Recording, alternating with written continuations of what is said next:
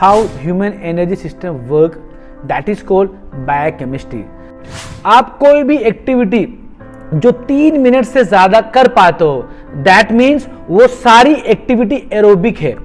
Anaerobic mean जो activity आप 3 minute के अंदर रोक देते हो, आप चाह के भी नहीं कर पाते, कम से कम 2 सेट के बीच में 3.5 मिनट रुकना पड़ेगा। That is for ATP recovery और सीपी रिकवरी के लिए 8 minute. Hi everyone, United fitness academy के इस चैनल पर आपका फिर एक बार स्वागत है नए टॉपिक के साथ। आज हम इस वीडियो में बात करेंगे ह्यूमन एनर्जी सिस्टम के बारे में, उसकी आपको बेसिक नॉलेज देंगे। How human energy system work, that is called biochemistry. The definitions of human energy system is called the chemical language of the life. ये एनर्जी सिस्टम हमारे वेट ट्रेनिंग में, resistant training में कैसे काम आता है, इसको सुनने के बाद, इसको समझने के बाद हमारा जो कंसेप्ट है वो बहुत ज़्यादा क्लियर हो जाता है। उसकी वजह यह है कि हमें पता चल जाता है कि हमें कौन सी एक्सरसाइज में कितने सेकेंड्स और कितने मिनट तक काम करना है और कौन सा सिस्टम काम कर रहा है। तो ये वीडियो बहुत ही ज़्यादा इंटरेस्टिंग होने वाली है। मैं बहुत बार बोला हूँ कि एनर्जी सिस्टम हमेशा सेकेंड्स और मिनट पे काम करता है, तो ये वीडियो को आप बहुत ध्यान से देखना।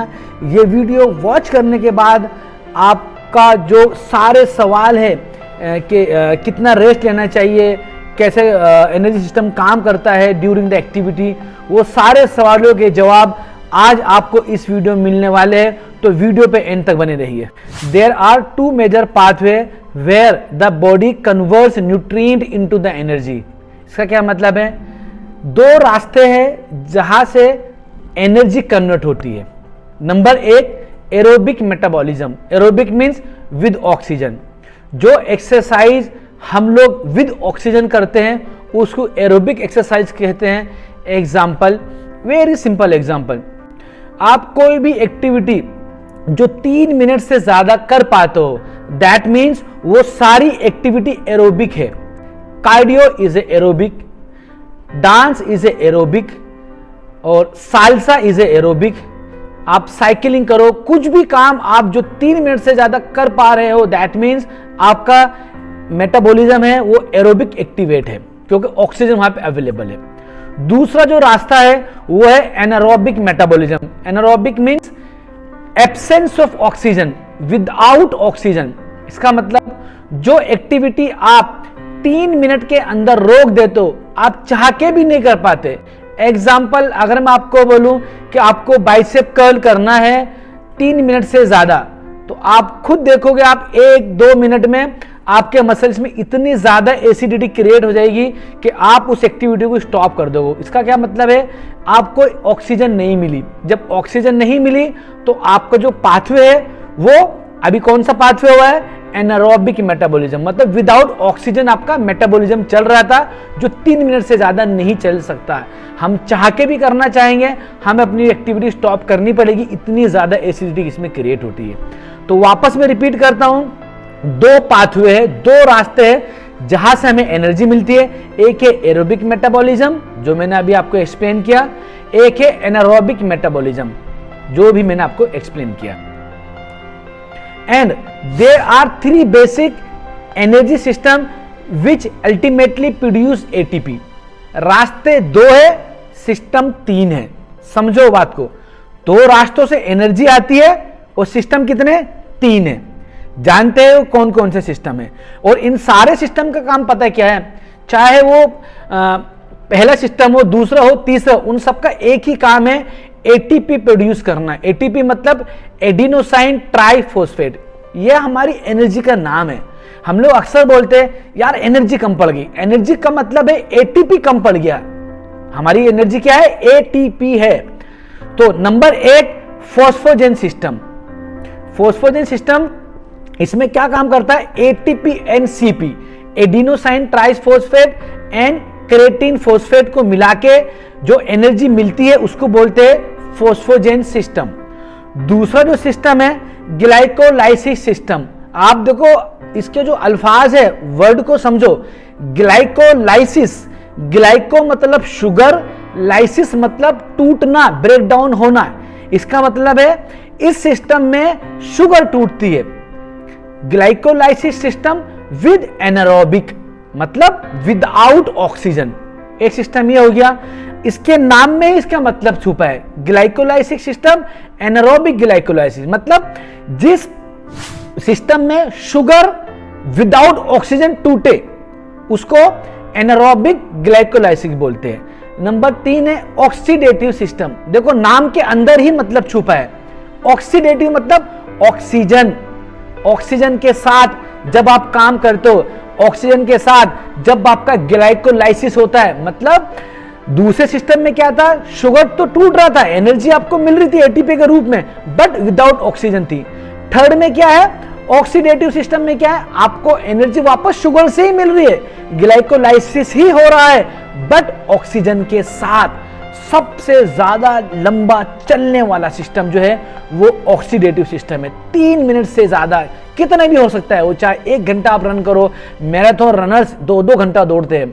वो कौन सा सिस्टम होता है, वो होता है ऑक्सीडेटिव सिस्टम, क्योंकि ऑक्सीडेटिव सिस्टम का काम है आपको लंबे समय तक काम करने काबिल बनाना। और इसकी मैं एक बहुत ही खूबसूरत सी वीडियो बहुत ज्यादा डिटेल में बनाऊंगा। यहां पे मैं आपको बेसिक कंसेप्ट समझा रहा हूं ताकि आप अपने एक्सरसाइज में इसको अप्लाई करके और अपने वर्कआउट को बेटर बना सके। आइए अब जानते हैं ये तीनों एनर्जी सिस्टम का टाइमिंग क्या है हमारी एक्टिविटी में। Phosphagen system, ATP CP, glycolysis system with anaerobic glycolysis. ये सिस्टम आपको जो एनर्जी देगा max to max 3 minutes. Within the 3 minutes आपको एनर्जी से ज्यादा नहीं मिलेगी, आपका एटीपी सीपी जो है डिप्लीट हो जाएगा। एंड ग्लाइकोलाइसिस पे जब आप ग्लाइकोलाइसिस पे जाते हो तो उसके बाय प्रोडक्ट भी होते हैं जिसकी वजह से मसल की एसिडिटी इतनी क्रिएट होती है कि आप ना चाहते हुए भी 3 मिनट के अंदर आपकी एक्टिविटी को स्टॉप कर दोगे। तीसरा जो सिस्टम है ऑक्सीडेटिव, 3 मिनट से ज्यादा आप इसको कितने भी कर सकते हो, 10 मिनट, 60 सेकेंड, 1 घंटा, 2 घंटा विद ऑक्सीजन ग्लाइकोलाइसिस। अब आप यहां पे एक बात को नोट करिए, जो पहला और दूसरा सिस्टम था वहां पे आपने एटीपी को खर्च किया as a source of energy, आपने यूज कर लिया। अब कोई चीज को बॉडी में यूज करने के बाद उसका रिस्टोर का प्रोसेस चालू होता है। क्या होता है, whenever I spend my CP and ATP तो I need time to recover. आप जानते हो रिकवर कितने टाइम में होता है, एंड रिकवर करने के लिए हमें 2 एक्सरसाइज के बीच में कितना गैप लेना है, अब इसके बारे में जानते हैं। एटीपी रिस्टोर्ड इन अप्रॉक्सीमेटली 3.5 मिनट्स। इसका क्या मतलब है, अगर मैंने चेस्ट प्रेस किया है, समझो मैंने 10 रेपिटेशन चेस्ट प्रेस किया, मेरा सेट कंप्लीट हो गया। अब मुझे नेक्स्ट सेट के लिए अगर एटीपी को रिकवर करना है, मतलब एटीपी मतलब फुली एनर्जी को रिकवर करना है मुझे, अगर मुझे मेरी एनर्जी रिकवर करना है तो मुझे कम से कम 2 सेट के बीच में 3.5 मिनट 3.5 मिनट्स रुकना पड़ेगा। That is for ATP recovery. और सीपी रिकवरी के लिए 8 मिनट, कितना, 8 मिनट के लिए। तो सीपी रिकवरी हम लोग नहीं करते, उसका रीजन ये है ना कि सीपी ज्यादा टाइम तक नहीं मिलता। हमारा हमेशा फोकस रहता है एटीपी रिकवरी के ऊपर, क्योंकि सीपी तो बहुत थोड़े टाइम के लिए आने वाला, उसके बाद ग्लाइकोलाइसिस आएगा।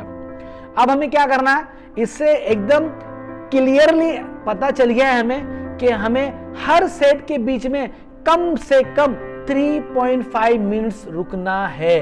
क्यों रुकना है, एनर्जी को रिकवर करने के लिए। अब आपको इसका एग्जांपल अपने ऊपर ट्राई करना है तो मैं आपको बताता हूं आप इसको कैसे ट्राई कर सकते हो। आप एक एक्सरसाइज, कोई भी एक्सरसाइज लो, चाहे बाइसेप लो, चाहे ट्राइसेप लो, चाहे चेस्ट लो, वो करो और उसके बाद आप 1 मिनट का रेस्ट लो, दूसरा सेट करो। उसमें आप देखना कितने रेपिटेशन और कितना वेट आपने लिफ्ट किया। वही आप जब दूसरा सेट करोगे उसके बाद तो आप प्रॉपर 3.5 मिनट रुको, वापस सेट करो। ये मेरा चैलेंज है, ये आपके लिए मैं एक रिसर्च का टॉपिक आपके लिए छोड़ रहा हूं।